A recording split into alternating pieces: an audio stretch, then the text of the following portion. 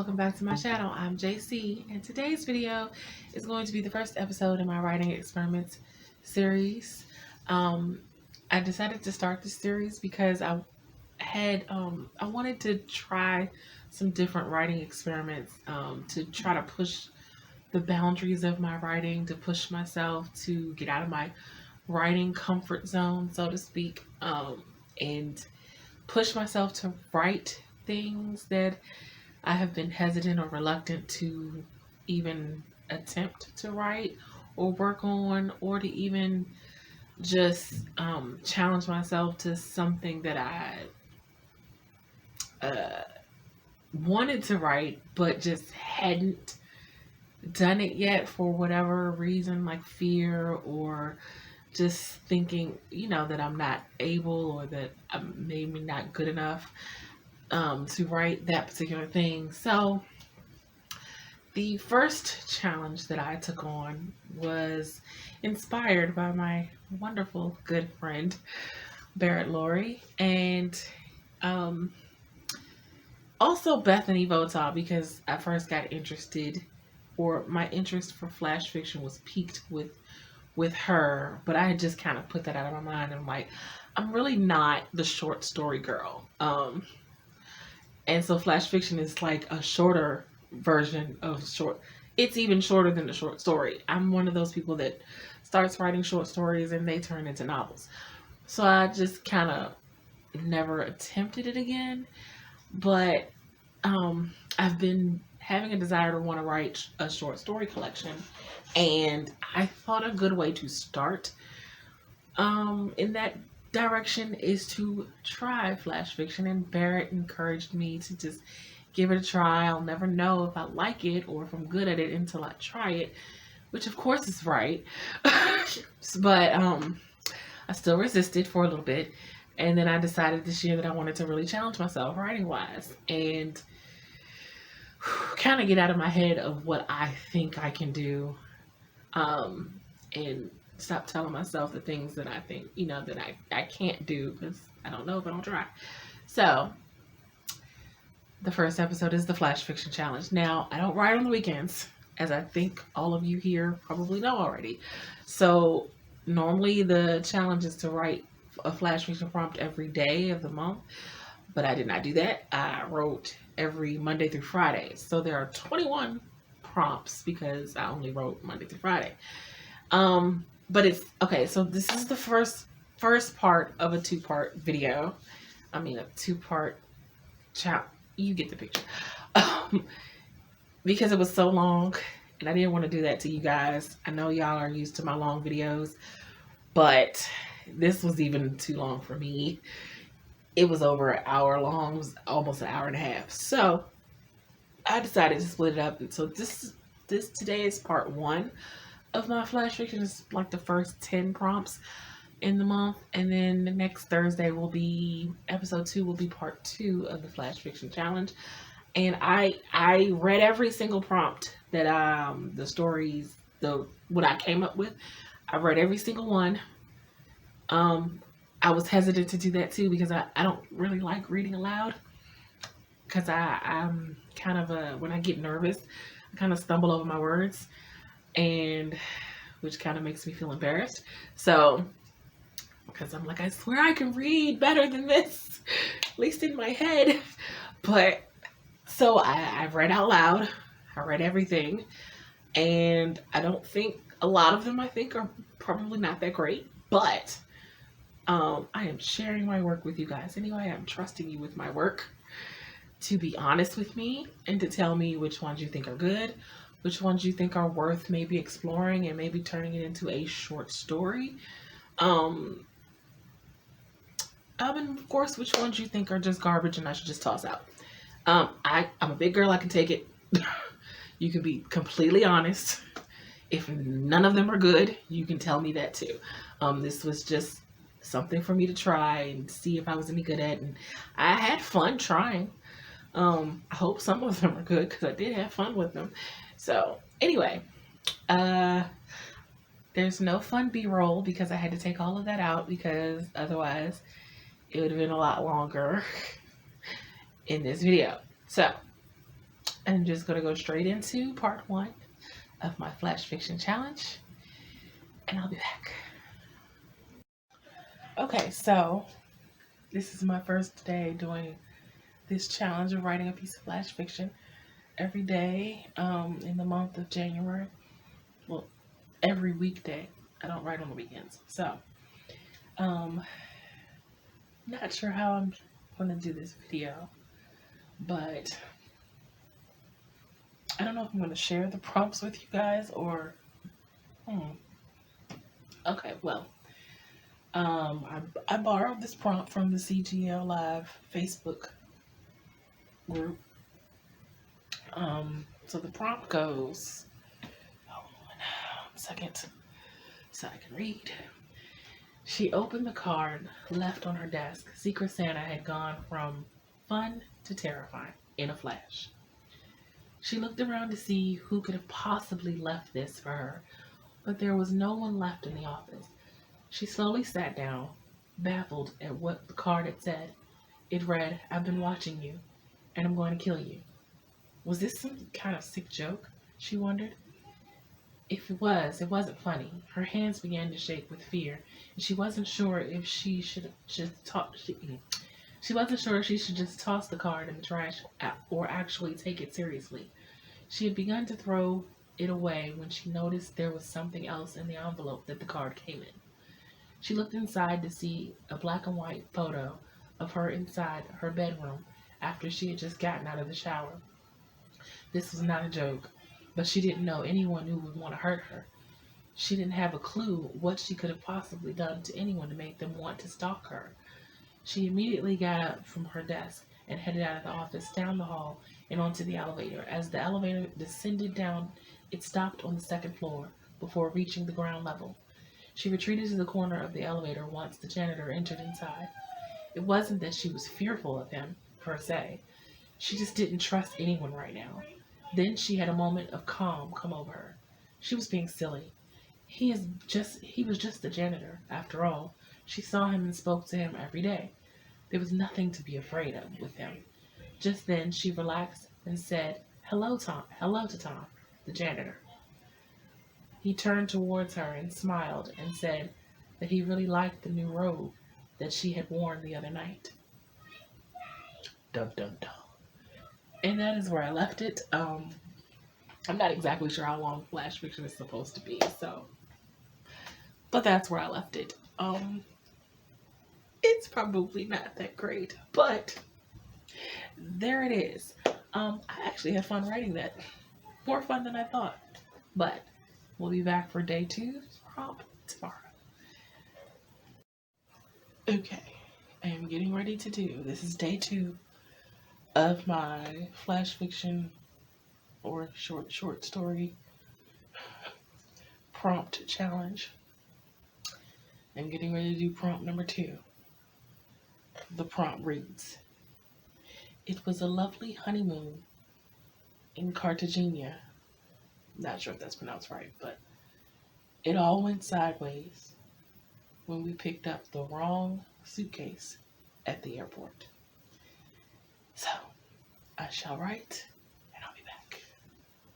So, I finished prompt number 2. I debated about whether I should read this one on camera or not because it's a little longer than the one I did yesterday. And but I kind of like it. It's a little dark. Apparently, I like dark stuff. So, okay. In case you don't remember the prompt from before, it was a lovely honeymoon in Cartagena. It all went sideways when we picked up the wrong suitcase at the airport. We should have noticed it when neither one of us could barely lift the bag. I knew that I had packed a lot of clothes, but it wasn't nearly this heavy before, and surely John shouldn't have had a problem. We were so caught up in how happy we were that we didn't even pay attention to the red stains that were on the bottom of the suitcase. Once we had gotten the bag back to our brand new condo and opened the bag, we were completely shocked at the sight that we saw. There she was, Carla, John's ex-girlfriend, lying inside the suitcase with her throat cut. I nearly passed out at the sight of all the blood.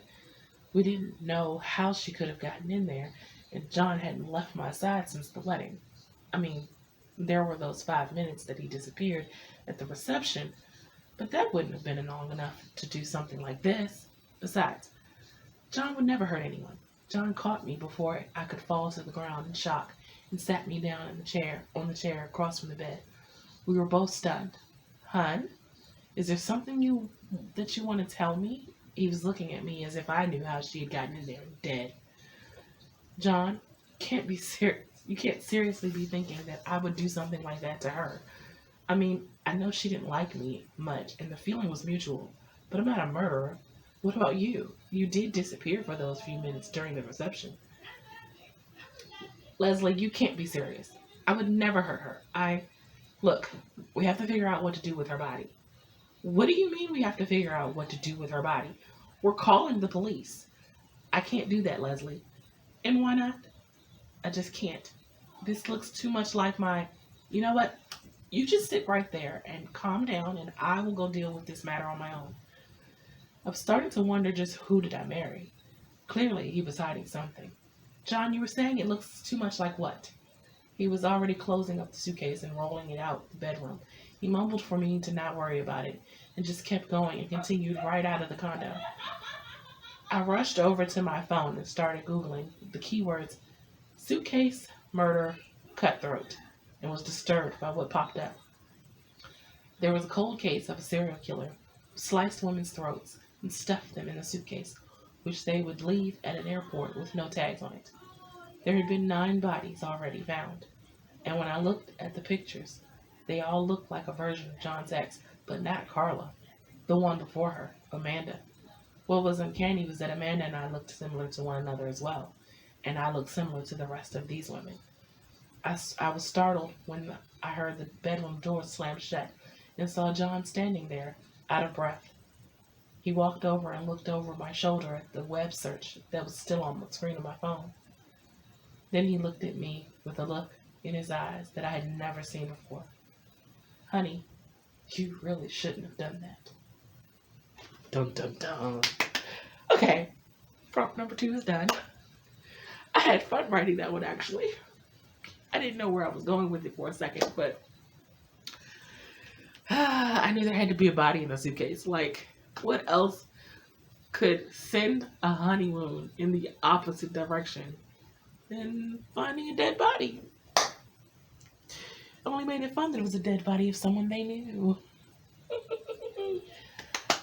I'll be back for tomorrow's prompt. Today's flash fiction prompt number 3, on day 3, even though it's the 5th of January.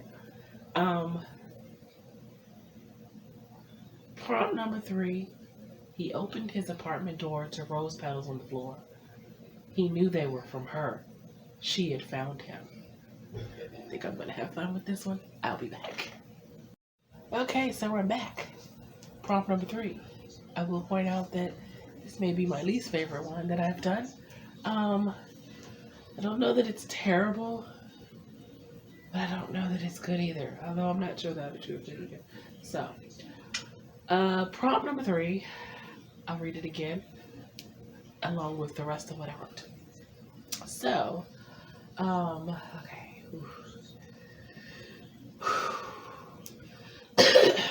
Excuse me. He opened his apartment door to rose petals on the floor. He knew they were from her. She had found him. His instincts told him to turn back around and head right back out of the door to the nearest police station. They had been looking for her for well over a year now, and he was the one who had screwed up the case by being naive enough to fall for her charm and fall into bed with her. He only slipped up that one time, but that one time was all that it took for her to think that she could play him for a fool. Who was he kidding? That was exactly what she did.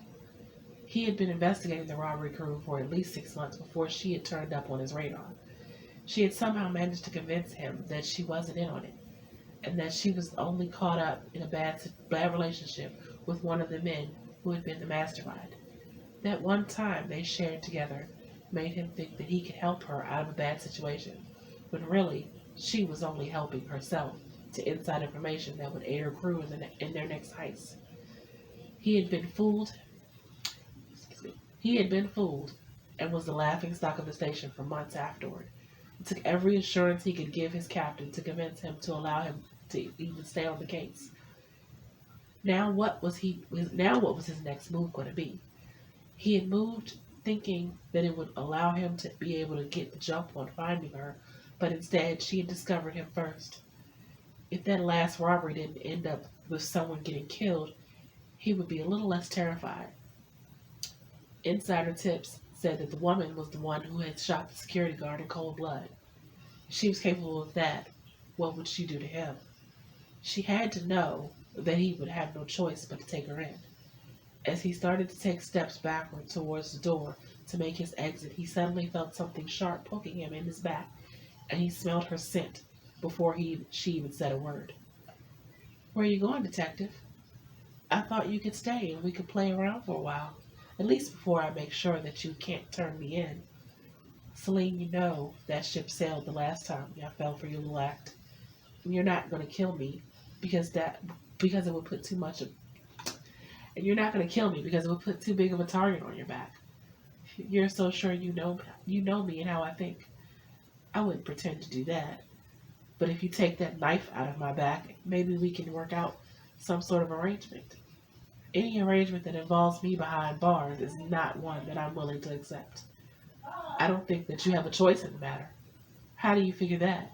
From where I stand, and with me holding the cards, so to speak, I think I'm the only one choosing how this little dance with us ends." Just then the SWAT team burst into the door and startled the woman so much that she instantly thrust the knife into the detective's back. He lurched forward in shock that he had actually been stabbed, and as he managed to turn around to face her, the SWAT officers had wrestled her to the ground. He had finally gotten her, but it turned out that she had still managed to get the last say after all. Just like that, their game of cat and mouse had come to a tragic end. Dun, dun, dun. Okay, apparently I really like dark stories. Oh. So, I don't know. Let me know what you guys think. Guess we'll try this again tomorrow, day 4. Bye. Okay, today's writing prompt, day 4. Ever since I was a girl, that angel followed me around and whispered warnings to keep me safe. Tonight, she's crawling across the front yard, groaning in pain and yelling for me to run. I think I'm going to struggle with this one, but I'll be back. Okay, so we're back. I struggled a bit with this one, but here we go. Prompt number 4. I'm just going to read it all the way through. Ever since I was a girl, that angel followed me around and whispered warnings to keep me safe. Tonight, she's crawling across the front yard, groaning in pain and yelling for me to run. I always struggled to decipher her warnings, but the danger in this one seemed imminent. As she groaned even louder, she slowly lifted up her hand and pointed towards my house. Just then, I heard a noise coming from the house. Someone was in there. While I know that the first thing I should have done was exactly what my guardian angel was signaling for me to do, I did the opposite. I raced into the house with my gun drawn. I had been a detective for over 5 years now, and I did patrol for a little more than that before making detective, so I was trained to handle myself in dangerous situations. As I entered the house, I realized that even I wasn't prepared for what I saw when I got in there. My home had somehow been turned into a stalker's hideaway hole, with pictures of me plastered all across nearly every inch of all of the walls. Pictures of me leaving and entering my home. Pictures of me going to and from the gym. There were pictures of me going in and out of the police station that I worked at, and even pictures of me visiting the hospital where my mom lay dying. As I rounded the corner of my living room, I could still hear the angel outside. Her groans had become even louder, and then I heard almost crystal clear a raspy voice that I could only assume was still that of the angel say, "Get out." She had never spoken so clearly to me before. I was starting to wish that I had listened to her. After all, she had steered me away from every single danger I had experienced as a cop and then a detective. That angel had literally been saving my life ever since that night when I was 13 and had almost been taken by that maniac that had been kidnapping young girls in our neighborhood growing up. That night, her presence since her presence since I was little had suddenly made sense. That was when I had deemed her my guardian angel. I was starting to question why I picked this one time not to listen to her. I could sense the danger as the hairs on the back of my neck stood up. As I made my way through the house to clear it, I heard heavy bootsteps come in from behind me. Too afraid to turn around, I just announced that I was a police detective and commanded whoever it was to turn around and leave my home right now. When he spoke, I nearly dropped my gun in disbelief. You're not you're not gonna do anything to me. I let you get away once before. I don't even know how you did it either. But when you were the only, excuse me, you're not going to do anything to me. I let you get away once before. I don't even know how you did it either. But you were the only one that I ever messed up on. I've been waiting a very long time for this moment to correct my mistakes. I knew that voice. I hadn't heard that voice since that night when I was 13, the night the angel helped me escape. As I slowly turned around, with my gun still aimed and ready to fire, I nearly collapsed in fear when I saw his face. He was older now, obviously, but his face was still recognizable to me. He had never been a stranger to me. People in the neighborhood knew him as the ice cream man. All of the young kids and teenagers went to him to get their usual treats. No one ever knew that he was a monster hiding in plain sight. He had disappeared after that night that I escaped him, and I had never seen him since. Until now, that is. I looked over at the window when I realized that I no longer heard my angel's groaning anymore. There she was, laid out on the lawn, flat, whatever spirit life she had, now gone, out of her. Who was going to protect me now? Okay, so I completely fumbled reading that, but hopefully you get the gist. Um, Again, I'm not sure if it's any good. I sort of kind of liked it towards the end. I see a few errors I need to correct. Um, because this was the prompt for CGL Live today, and I think I might actually submit it. Cross your fingers. But be back for tomorrow's prompt. Day 5, prompt number 5. Sitting at his computer, Martin noticed something odd about his favorite computer game. That's the prompt. I'll be back. Okay, so I have done prompt number 5.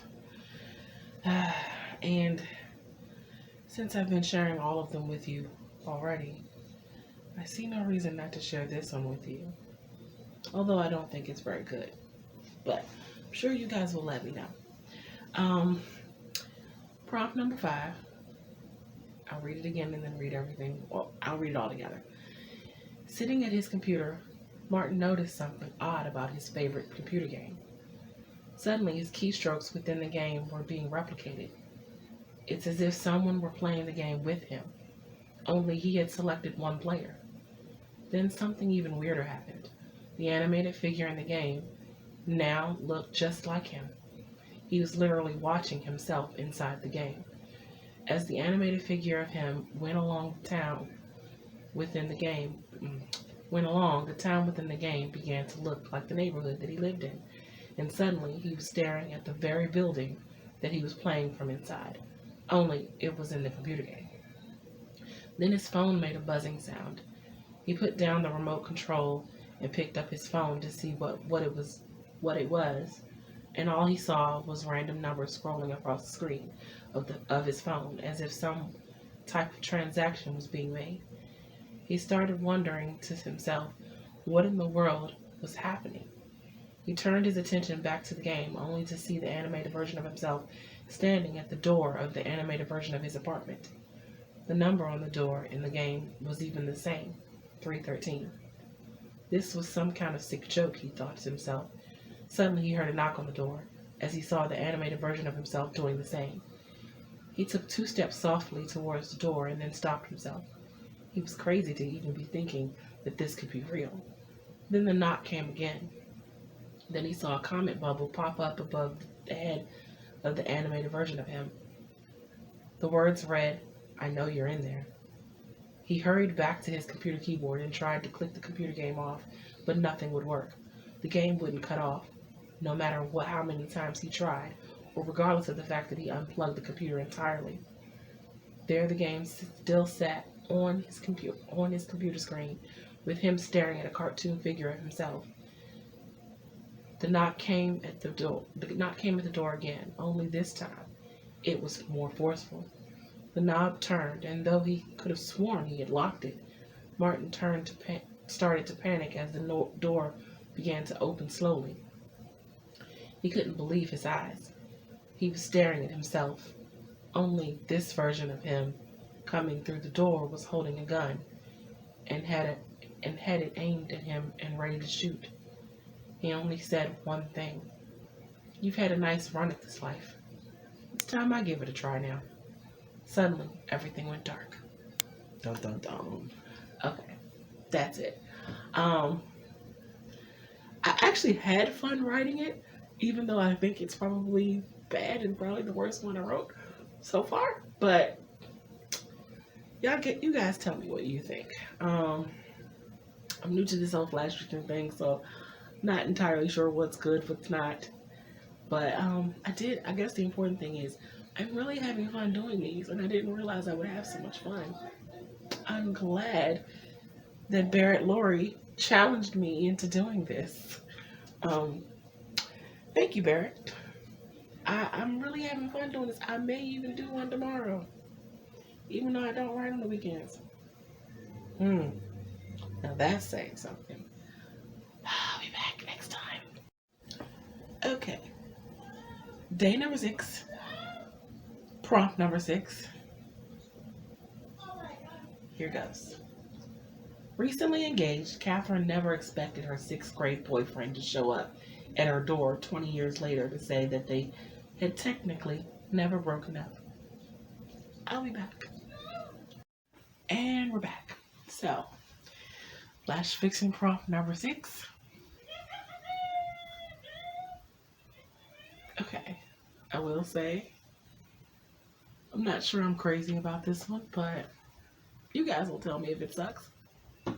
Pretty sure it does, but I'm a little critical of myself, considering I don't normally write flash fiction, so I'm still kind of getting the hang of it.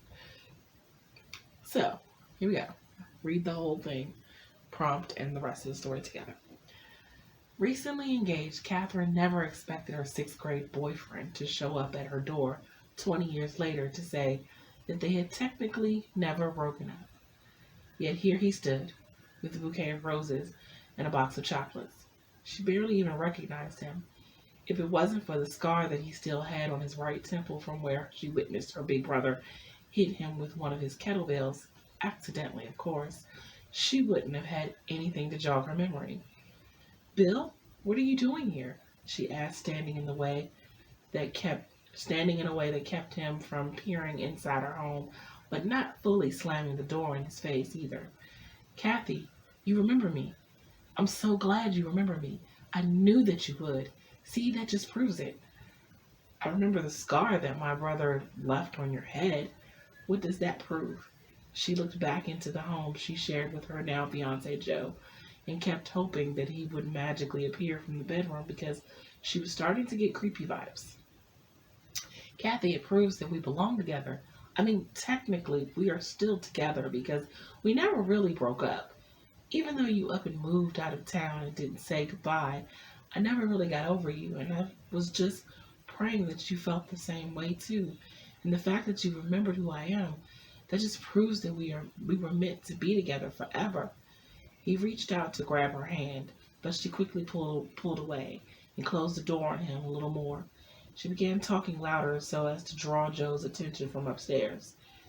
"Bill, I don't know what you thought you were going to get out of coming here today, but I didn't up and move as some sort of slight against you. My family moved.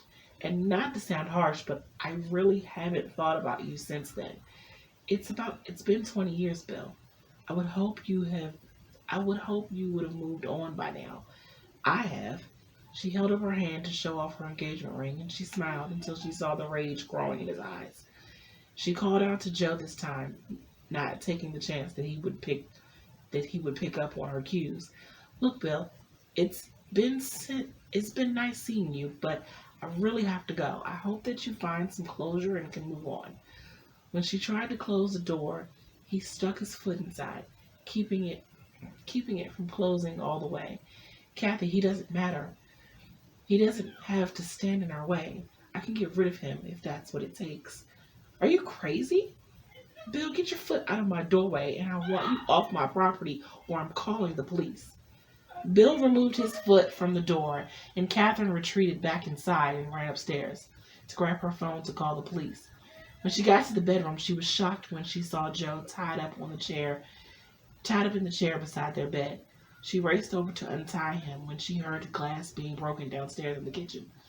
She hurried and took the duct tape off of Joe's mouth, and he asked her what the hell was going on. Catherine would have explained if she had time to, but Bill had quickly made his way upstairs already, and there he stood in the doorway of the bedroom she shared with Joe. Catherine hadn't even finished untying Joe just yet, so there was no way he could do anything to defuse the situation. Kathy, you shouldn't have done that. I just want to love you, Kathy. I want us to be together like we were all those years ago. We were so happy then. Bill, we were 11 years old. Everyone was happy then. This is ridiculous. You can't seriously think I'm the same person I was at 11, or even that you are. We're adults now. Bill, it's time to grow up and move on. Now I've already called the police, and they'll be here any moment. I don't know what has made you come here today, but if you just leave us alone, I won't press charges, okay? Oh, Kathy, you don't understand. I promised myself that if I ever got to see you again, that I would never let you go, and that no one would ever come between us again. The way your family came between us then, the way Joe here is trying to come between us now. I took care of your family already. Now all that is left is to take care of Joe here. Catherine was suddenly filled with terror at the thought of anything happening to her parents or her brother. What have you done to my family, Bill? Tell me what you didn't harm them. Kathy, they won't ever be a problem for us again. Dum dum dum. Okay. So, that is my story for the day. Tell me how to improve it, because I'm pretty sure it sucks. But you guys will let me know. And we'll be back tomorrow for day 7's prompt. Goodbye. Today's writing prompt, prompt number 7, is how dare you order pineapples again? You know I'm allergic. Are you trying to kill me? Little did she know that the answer to her rhetorical question was yes. I'll be back. Okay, so prompt number 7. This time I did not leave the prompt at the beginning like I usually do. It's kind of about a paragraph in. That's where the prompt is. So I have to read it all together and hopefully you remember the prompt. If not, just rewind a little bit. Okay, I know I say this every time, but I'm really not sure about this one. I thought yesterday sucked. This one might really be bad. But I had fun trying. So, here goes. Bear with me. Yeah, no, I'm not the best at reading on camera.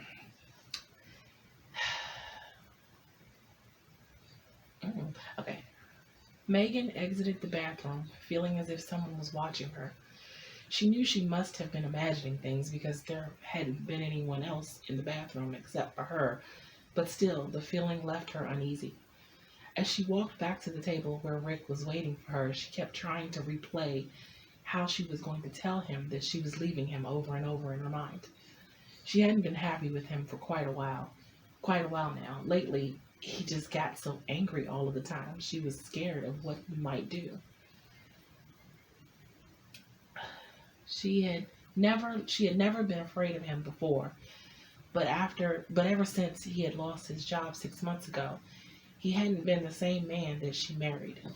She sat down in her seat just as the waitress brought their pizza order to the table.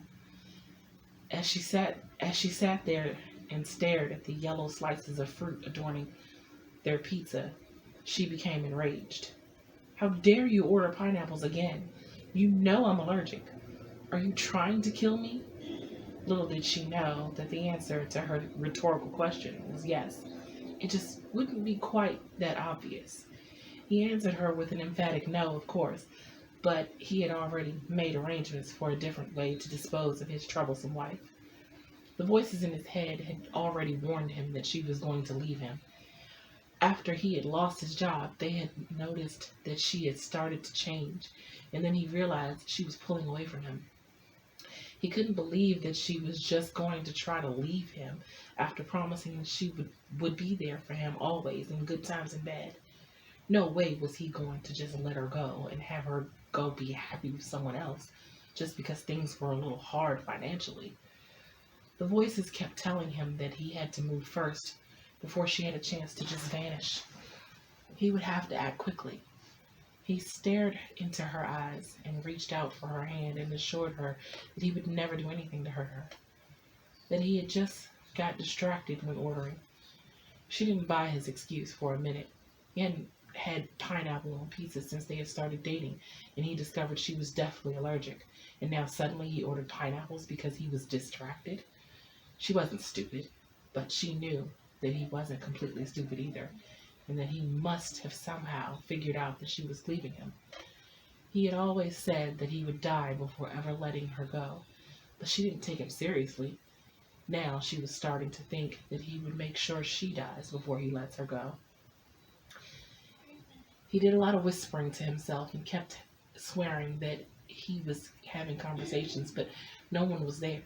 She tried to get him help once before, but it just angered him that she somehow thought he was crazy. She took a sip of the soda that was there, and she wrote a note underneath the table for the waitress and folded it, only handing it to her when she went to order another pizza. She slipped it to her and told her not to open it until they had left. When she came back to the table, he had already tossed out the pizza that he had mistakenly ordered, as he muttered under his breath in anger. She became increasingly concerned and told him that she was going to go out to the car to get something that she had left behind. When she stepped outside to the car, she began to feel a tightness in her throat. Suddenly, she couldn't breathe, and she began to collapse to the ground. All of the customers came out to assist her, and then the police car drove into the parking lot. She had already began convulsing, and foam had started to form around her mouth. The police officer jumped out of his car, but he was too late. She was already gone. He asked the crowd now formed around her if anyone knew what happened to her. The waitress that had served her and her husband had said she had written her a note and that she was just about to call the police. They read the note together, which read, "My husband is trying to kill me. Help." When the officer asked where her husband was, the waitress pointed towards the restaurant, but looked back only to see that he had already left. The officer asked if the waitress could tell him what they were doing and what they had. She told him that the husband had ordered them a pineapple pizza that apparently the wife didn't want, and also a peach soda with a dash of pineapple in it. He told the waitress that it was his wife's favorite drink. The end. Dun dun dun. Okay, y'all let me know what you think. What is the verdict? Is it trash? How much fixing up does it need? Let me know, because pretty sure that was kind of bad. I did have fun writing it, so I guess that's pretty much all that matters in the grand scheme of this experiment. But I'll be back tomorrow for tomorrow's prompt. Bye. Day 8. Prompt number 8. And the prompt reads, I turned on the 10 p.m. news only to see One of the biggest secrets of my life playing out before my eyes. I'm ready. Okay, so by now you know what I'm gonna say. I think it sucks. But nevertheless, here goes. Um, okay, so the prompt is actually way down in the story towards the end, so you just have to rewind the video a little bit to find out what the actual prompt is. I'm going to read the whole story in its entirety. I may be getting worse at these. Everything had gone according to the plan. I had managed to secure the blueprints and send them along to my superior. I was going to be able to make it home just in time for 7 o'clock dinner with Lance and the kids. As far as they knew, I was out running errands for the household and would pick up dinner on the way home because things ran a little long at the DMV where I had told my husband I needed to go to renew my driver's license. I drove through the streets of the city as carefully as I could, only stopping to pick up our Chinese food along the way because I didn't want to draw any suspicion, and I had already ran into one person from our neighborhood who I had to lie to and who would hopefully not tell anyone that she saw me. Leading a double life was not an easy task, but it was what I had signed up for a long time ago, before I met Lance and decided to ignore the agency's suggestion not to marry him. And then I had to go and start a family as well, making things even more complicated. I pulled into the driveway and saw Lance's car already parked on the right side of it, and I could hear the dog barking before I even exited the car. I had never even thought of wanting a family before Lance, but here I was, 2 kids, a husband, and a dog later, trying to protect my family from dangers they had no idea were awaiting them. Dangers that our country tried to not burden the average everyday citizens with. I didn't do a lot of missions anymore, not since I've been married, because it would be pretty difficult explaining to my family why I had to go halfway across the country. But this small mission was right in my backyard, and the agency figured I could do it without drawing any suspicion. I just hoped that one neighbor that saw me didn't ruin my cover. I got in the house and set the food down on the table. Lance had already set the table for dinner, and I could hear the kids each up in their rooms, one playing his video game and the other laughing on the phone with her friends. I called them down for dinner, and we ate, each sharing details about how our days went. I loved my family, and I wouldn't trade them for anything, but I never wanted to have to choose between them or the work I did. Dinner was over now, and we were still sitting around in the living room enjoying family time. Lance decided he wanted to watch the news, which he almost never did, but I didn't see any harm in it. I didn't like to expose the kids to too many tragedies spread out in the news, but they did still need to keep up with what was going on. He handed me the remote control, and I clicked the power button. I turned on the 10 p.m. news, only to see one of the biggest secrets of my life playing out before my eyes. There I was, on the television, well, a photograph of me anyway, taken coming out of the Department of Treasury building with the blueprints to the building itself in a rolled up tube in my hand. Across the television were the words, "Wanted for questioning in theft of sensitive national security information."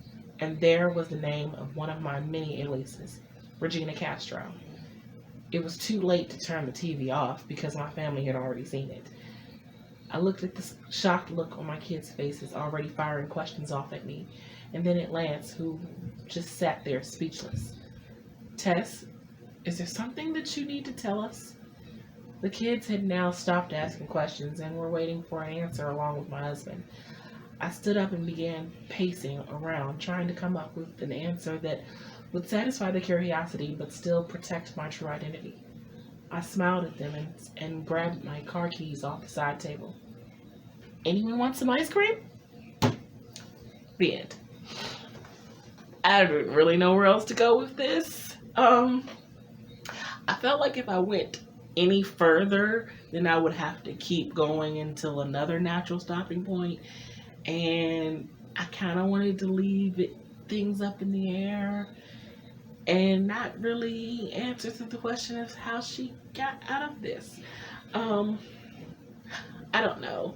It's probably the wrong decision. If I was writing it as a novel, of course, I would have, some more backstory and other things, but it's a flash fiction piece, and so you're not really supposed to give all those kinds of details, right? I don't know. I'm still trying to figure out how this works. But that is my prompt for the day. I will be back. Day number 9 tomorrow. Day 9. Today's flash fiction prompt. Today, she would find out if her entire life was a lie. Okay, so it's a very short flash fiction piece. It's supposed to be, but I really wasn't really sure where to go with this one, but I did the best I could. The prompt is actually at the very end of the story, so I'll just read the whole thing. Okay, so I wasn't really sure where to go with this prompt. If you forgot what the prompt is, just rewind a little bit. But the prompt for today is, I actually put it at the very end of the story, so just read the whole story. The prompt is the last line. So here goes. Her world had been rocked ever since she saw a picture of herself as a child on the side of a milk carton that she saw in her best friend's house the other night. The only reason she had ever known for someone's picture to be on a milk carton was if they were missing. But she hadn't been missing. She had never been kidnapped and taken from her home. Not that she could remember anyway. But now that she thought about it, there were things that she had questioned growing up. Things like why she was the only one in her family that had sandy brown hair. Both of her parents had dark hair. But that wasn't enough of a difference. Then there was the fact that her eyes were a grayish blue color, and they had dark brown eyes. There were other little things too. Their mannerisms were different. She didn't like any of the same things that her parents did, and when she looked at the picture of the three of them that sat on her TV stand, she couldn't see herself in them at all.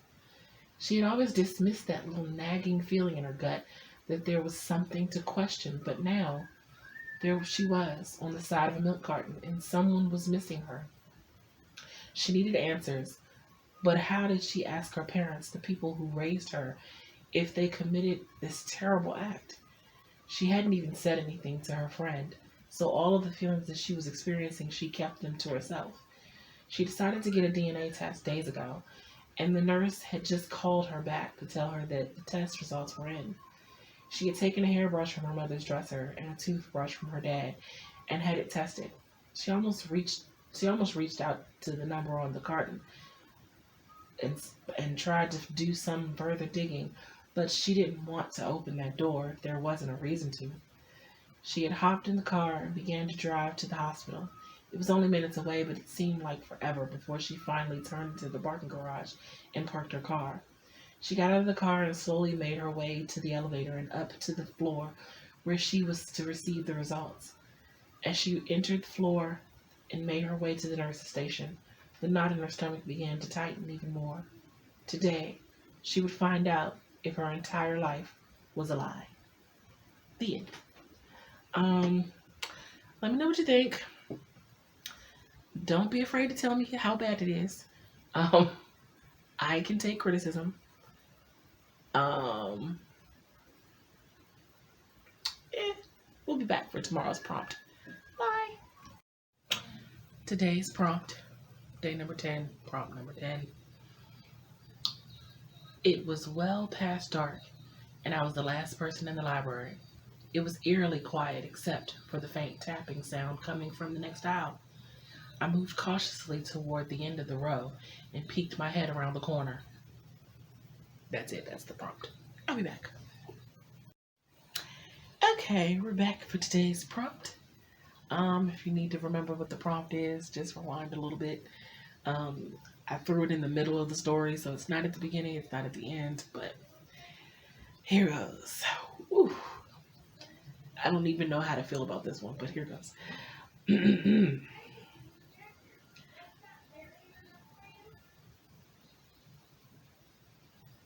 I had been at the library for hours now, researching information on paranormal activity and people's experiences with the other side. I had been trying to find some sort of explanation that made sense for these instances that I had been having where I had seen people who I knew to be dead. Sometimes they were warning me of problems coming my way. Other times, they were warning me about problems coming other people's way, with the expressed purpose that I somehow warned them, as if there was a way I could warn them without sounding like a complete nutjob. The things that my paranormal friends would warn me about on their behalf were things that I couldn't have possibly known, and short of seeming like a creep who was following them around, how could I complete the task? It's not to say that I didn't go ahead and warn them, but most of them seemed pretty open to believing in some type of divine intervention on their behalf. The others, well, needless to say, the police officers know me pretty well by now. I needed to understand what was happening to me and why me of all people. I wasn't exactly the poster child for being spiritually connected to anything. None of these books were telling me anything that was helpful. It was well past dark and I was the last person in the library. It was eerily quiet except for a faint tapping sound coming from the next aisle. I moved cautiously toward the end of the row and peeked my head around the corner, only to see a woman who was tapping her finger on the side of the bookcase as if she was waiting for the bookcase to do something. The woman was as translucent as the rest of my other phantom friends who popped up out of nowhere at usually the worst times. This was no different. I couldn't just leave her in here without seeing what it is she wants to tell me, but the librarian was surely going to tell me that I had to leave. No explanations. Just as I started to head towards my special visitor, I was stunned to see the bookcase pop open, revealing a hidden entrance. As the woman disappeared behind the bookcase, I quickly rushed to follow her before the bookcase closed back up. There were stairs that led downward, and the narrow space was dark and cobwebs lined the walls as I descended further down into this unknown space. The woman was just a few feet in front of me, but she didn't stop to make sure I had followed her. Instead, she waved her hand as if she had instinctively known I was there, signaling for me to continue following her trail. I continued walking, becoming a little frightened about where we were and what she was leading me towards. Then suddenly she stopped, and she stood still and just stared down at the ground. It wasn't until I came up directly beside her that I could see what she was staring at. There, lying on the ground floor of the library basement, was the body of the librarian that I had only spoken to roughly an hour ago. Her body was limp, and I didn't see any actual blood, but I didn't need to be a doctor to see that she was already dead. When I looked over for some sort of explanation from my ghostly friend, she had already vanished. I guess the librarian won't be kicking me out after all. The end. Okay, so I liked writing that, but I don't know if I feel I don't I don't feel like it's horrible, but I don't feel like it's particularly all that good. And mind you, I don't edit these before I read them to you guys. I'll edit them later. Um, the experiment is I just wanted to do a month with I don't outline these either, so I just kind of read the prompt, get an idea, and I go straight into writing them. And I will edit them probably after this experiment is done. But you are hearing an unedited version, so these are not tightened up or anything. So if they're really horrible, I'm going to say that that's the reason why. But we'll be back for not tomorrow's prompt, Monday's prompt, which will be prompt 11. See you then. Okay, so there you have it. Part 1 is done. Let me know in the comments what you think of my flash fiction stories. Hopefully you will tune in next Thursday for part 2 and the conclusion of this flash fiction challenge, in which I will tell you what I got out of this challenge and all of my takeaways. Yeah, so stay tuned for part 2. And if you like this video and you want to see more videos from me, don't forget to hit the like and subscribe button. And until next time, have a blessed day. Bye.